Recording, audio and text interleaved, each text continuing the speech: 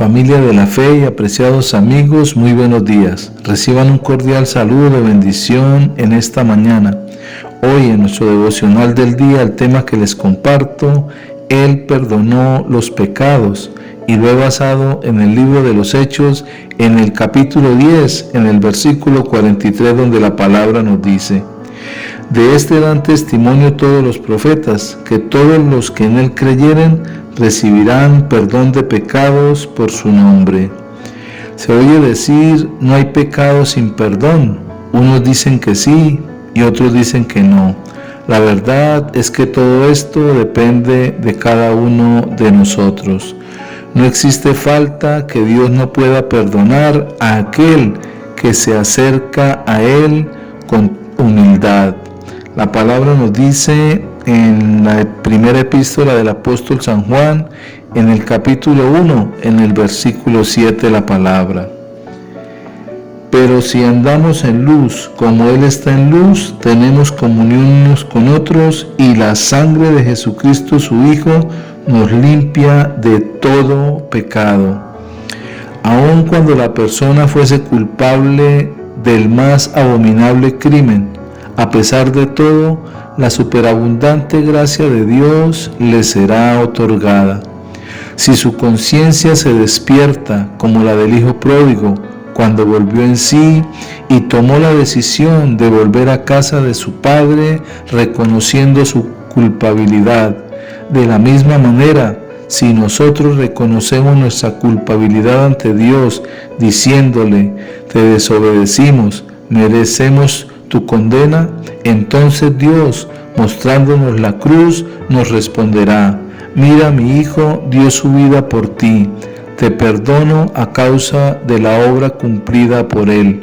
No hay pecado sin perdón para aquel que cree, como nos dice la primera epístola del apóstol San Juan, en el capítulo 1, en el versículo 9, la palabra: si confesamos nuestros pecados, Él es fiel y justo para perdonar nuestros pecados y limpiarnos de toda maldad. Pero si la persona rehúsa reconocerse culpable, si dice no a Dios, entonces no hay perdón para sus pecados. Dios no perdona a quien no quiere ser perdonado. Dios no salva a nadie que no quiere ser salvo. Debemos recordar que al cielo nadie entra obligado y al infierno tampoco. El que no quiere saber nada del amor de Dios tendrá que vérselas entonces con la justicia de Dios. Para aquel que no cree, no habrá misericordia. Dios es santo y Él no puede dejar pasar nada. Pero también debemos recordar que Dios es amor y Él lo puede perdonar todo, porque para esto Cristo murió por nosotros, como nos dice la epístola del apóstol San Pablo a los Romanos, en el capítulo 5, en el versículo 8, la palabra: mas Dios muestra su amor para con nosotros, en que siendo aún pecadores, Cristo murió por nosotros.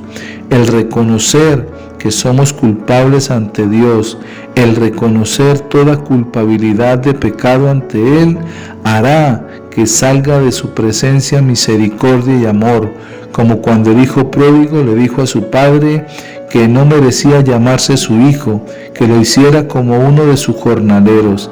El padre, dice la palabra, que se echó sobre su cuello y lo besó, y en aquel momento le perdonó todos sus pecados, porque lo amaba. De la misma manera, Dios nos ama y desea perdonar todos nuestros pecados, pero es necesario que nos acerquemos con toda libertad a Él y reconocer toda culpabilidad en nuestra vida. Cuando lo hacemos de esa manera, Dios manifiesta la obra redentora de Cristo para con nosotros, y entonces sabemos que no hay ningún pecado que no pueda ser perdonado, porque hemos creído y hemos confesado delante del Señor que somos pecadores, que somos culpables, y Él, que es fiel y justo para perdonarnos, mostrará su amor y nos limpiará de todo pecado y de toda maldad.